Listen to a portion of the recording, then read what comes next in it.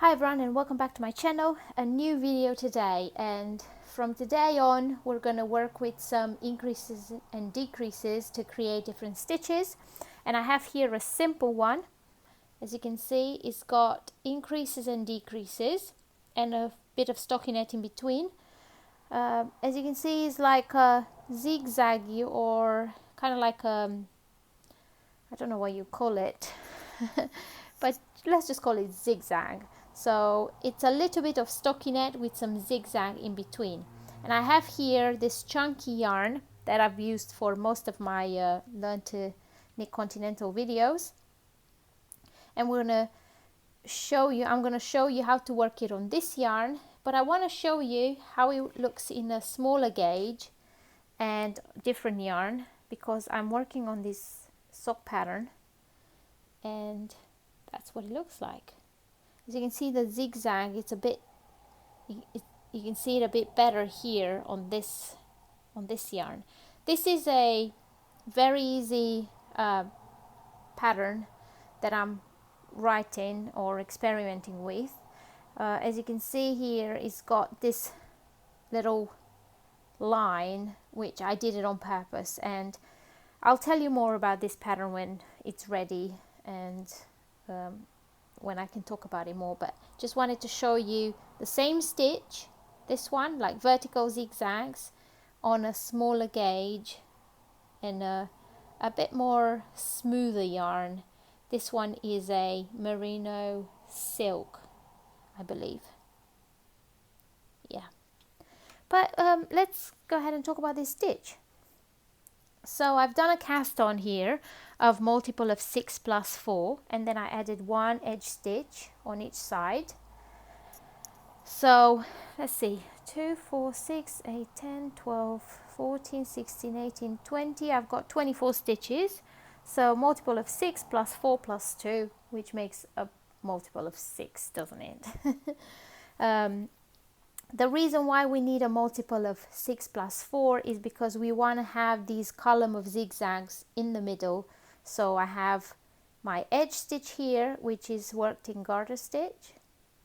Then you have a column of 4 stitches, then the zigzag, 4 stitches, zigzag, 4 stitches, zigzag, and then 4 stitches, and the edge garter stitch here.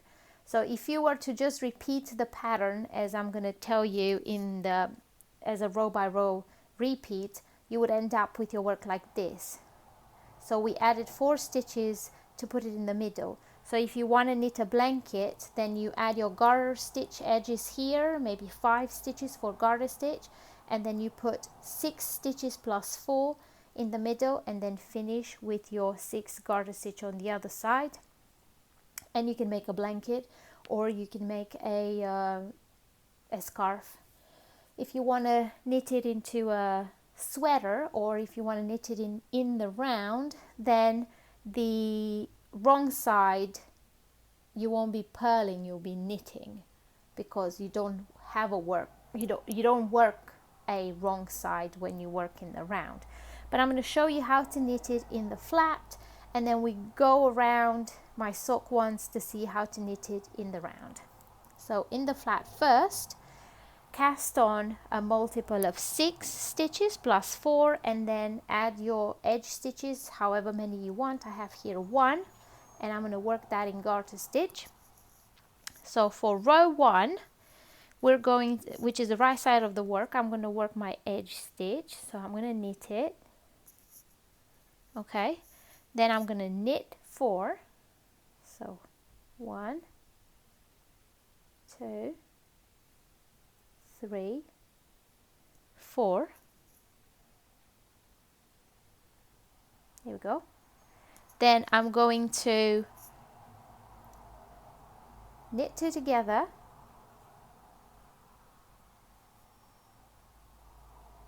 yarn over, and that is the repeat. So knit 4, knit 2 together, yarn over, knit 4,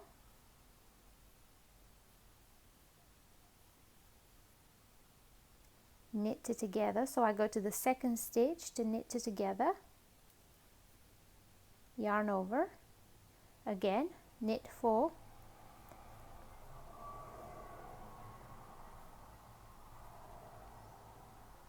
knit it together, yarn over, and then I have 5 stitches left. One of them is my edge stitch, so I have to knit 4.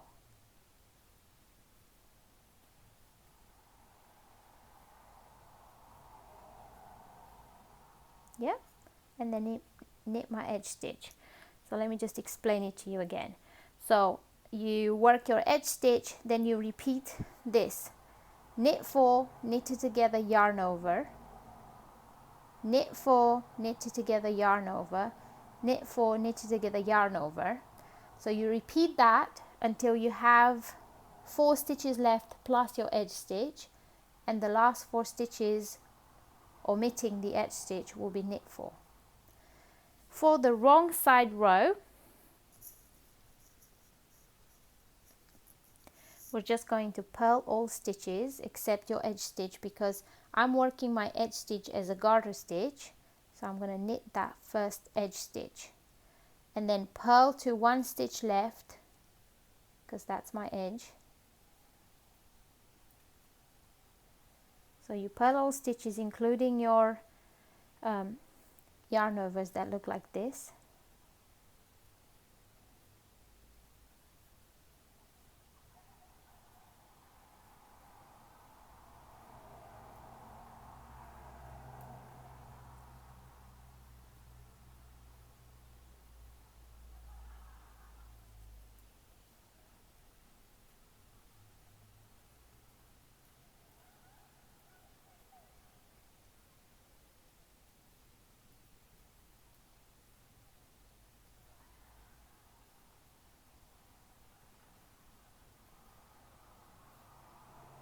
Alright, now I have my edge stitch, which I'm going to knit. So that's row number 2 on the wrong side. Now for row number 3 on the right side, we're just going to do it a little bit different than row number 1. So I'm going to knit my edge stitch, then exactly the same, I'm going to knit 4,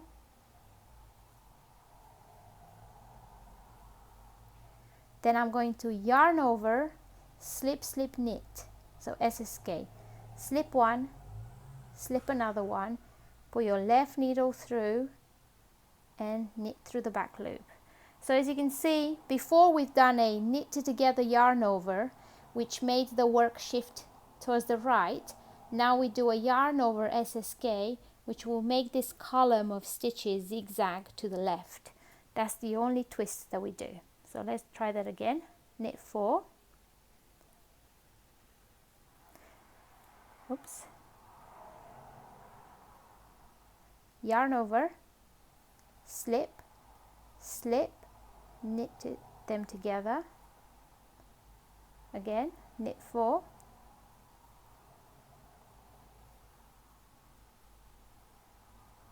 oops, yarn over, slip, slip, knit together. You repeat that 6 stitch repeat until you have 4 stitches left, excluding your edge stitch, and then you just knit those 4 stitches, and I'm going to knit my edge stitch. That's row number 3, and row number 4 exactly the same as row number 2, which is purl all stitches, but I'm going to knit my edge stitch. So purl the rest until I have 1 stitch left,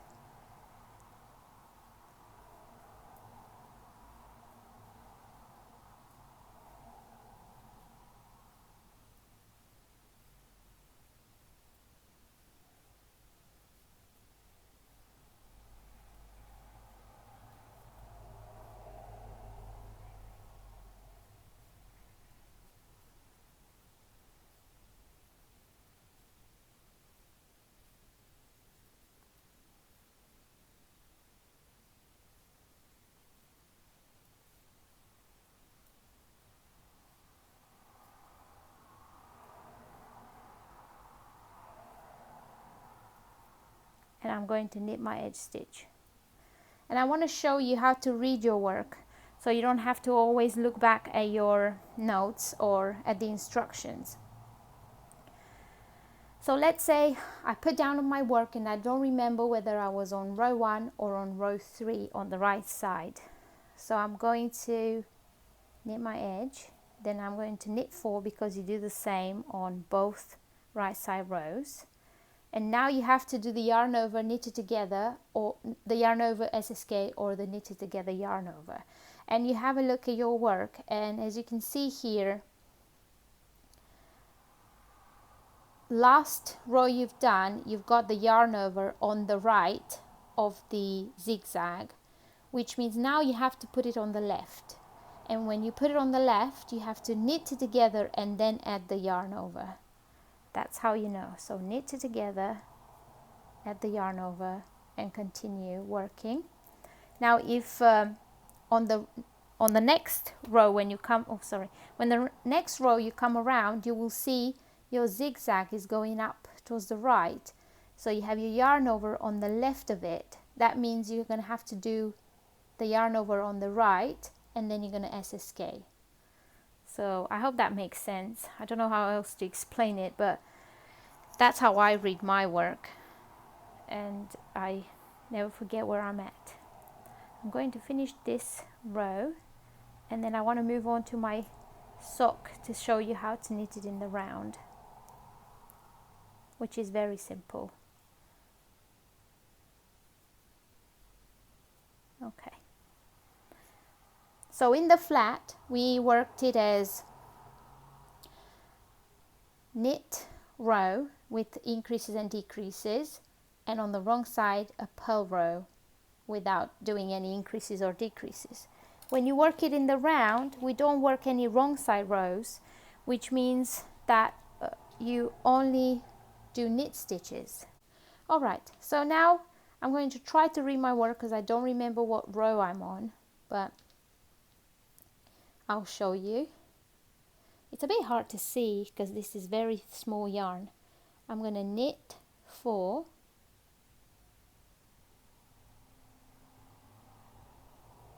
and then I look and I can see that my yarn over is on the right, which means I have to put it on the left. So I'm going to knit 2 together, yarn over, knit 4, knit 2 together, yarn over, knit 4, knit 2 together, yarn over. I'm just going to speed through and then come back when we're ready to do another round, which would be round number 2.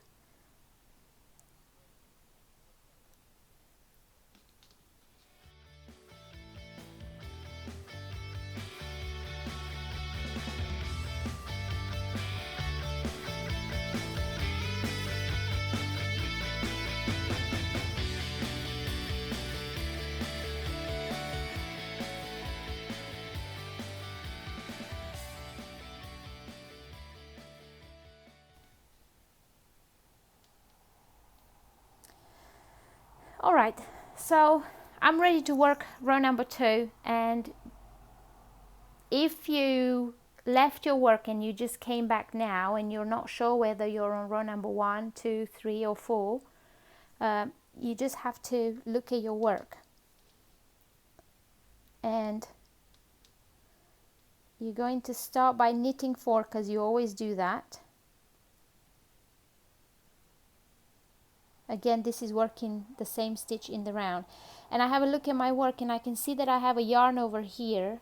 That means I'm on round number 2, which means knit all stitches. So that's the only different thing that you do when you work this stitch in the round compared to working it in the flat, because when you work it in the flat you would just purl all stitches instead of knit all stitches.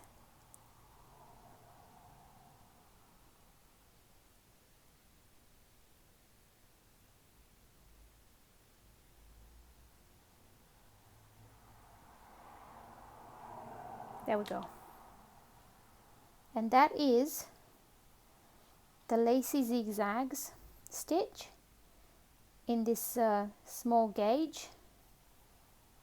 See if you can see better the back of my hand. That's what it looks like. And this is what it looks like in the flat in a bulky yarn. I hope that you enjoyed this video. Please don't forget to check out the other videos. Obviously you would want to watch the previous with increases and decreases as slow demonstrations. This one is just a combination of knit stitches, purl stitches, increases and decreases to create the lace effect. If you want to know more about the decreases and increases that we use in this video, go to the previous video. I will link it down below and you'll see their slow demonstrations of how to work them. And also, if you need to cast on or bind off anything, that I have videos, detailed videos of all those techniques in this series that I'm working on, Learn to Knit Continental. So yeah, that is it for me today, and I will see you in my next video. Bye.